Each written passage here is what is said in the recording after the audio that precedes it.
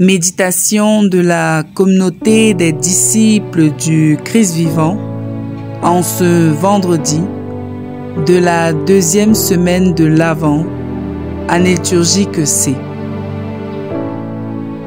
Évangile de Jésus-Christ selon saint Matthieu, au chapitre 11, les versets 16 à 19. En ce temps-là, Jésus déclarait aux foules: à qui vais-je comparer cette génération? Elle ressemble à des gamins assis sur les places, qui en interpellent d'autres en disant: nous vous avons joué de la flûte et vous n'avez pas dansé. Nous avons chanté des lamentations et vous ne vous êtes pas frappé la poitrine. Jean est venu. En effet, il ne mange pas, il ne boit pas, et l'on dit: c'est un possédé. Le Fils de l'homme est venu. Il mange et il boit, et l'on dit: voilà un glouton et un ivrogne, un ami des publicains et des pécheurs. Mais la sagesse de Dieu a été reconnue juste à travers ce qu'elle a fait.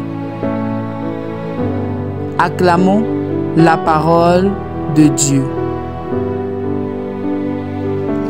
Méditation. Bien-aimés de Dieu, à l'aube de ce nouveau jour, tournons-nous vers le Seigneur pour lui manifester notre gratitude pour sa bonté et son amour qui sont de toujours.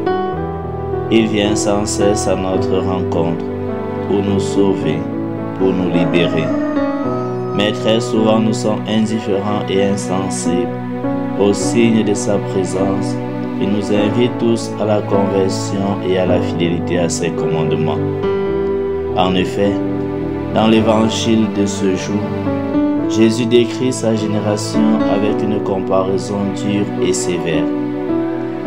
Mais de chaque caractéristique qu'il souligne, ressort une invitation, une attitude positive. Il commence par les comparer à des gamins assis sur la place, assis comme spectateurs, assis installés dans leur commodité, assis et passifs, voire même oisifs.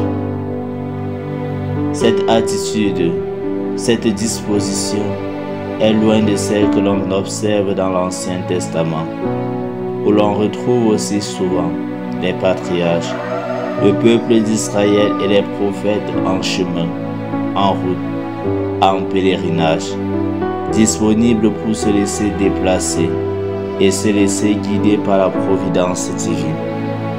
Nous aussi, nous devons savoir que nous ne pouvons nous rapprocher de Dieu si nous restons assis ou figés.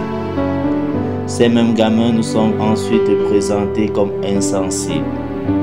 Nous avons joué de la flûte et vous n'avez pas dansé. Nous avons chanté des lamentations et vous n'avez pas pleuré. Ils semblent résistants aux joies comme aux peines. Peut-être sont-ils trop exigeants pour pouvoir accepter les petits bonheurs de chaque jour qui ne sont jamais suffisants pour les satisfaire. Peut-être sont-ils aussi indifférents ou se protègent-ils de la douleur et préfèrent-ils l'ignorer.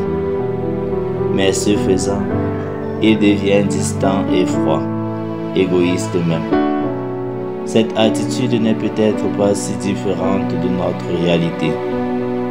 Le Christ vient nous inviter aujourd'hui à une attitude d'accueil, d'ouverture, de confiance.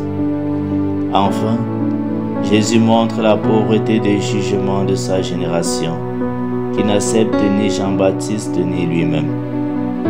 Jean le Baptiste est venu. Le Fils de l'homme est venu. Pour tous ces enfants, la sagesse de Dieu a été reconnue juste. Aveuglée et enfermée dans ses opinions, elle semble tout juger selon ses propres critères. Les choses sont rarement à son goût. Notre génération n'est pas loin des Juifs en ce temps-là. Les signes de Dieu inondent bien notre vie. Mais nous ne voyons rien et restons focalisés sur nos misères et nos malheurs. Gardons les yeux ouverts pour toujours découvrir Dieu présent et agissant en nous et autour de nous. Gardons-nous d'être toujours ingrats et insatisfaits, de ne jamais être contents, de toujours être en train de se plaindre contre Dieu et contre les autres. Prions. Apprends-nous, Seigneur, à reconnaître dans nos vies de tous les jours les signes de ta présence, et qu'en étant attentifs à l'œuvre immense que tu accomplis en nous et autour de nous, nous demeurions fidèles à ton amour. Intercession. Prions pour la conversion des cœurs endurcis. Exercice spirituel.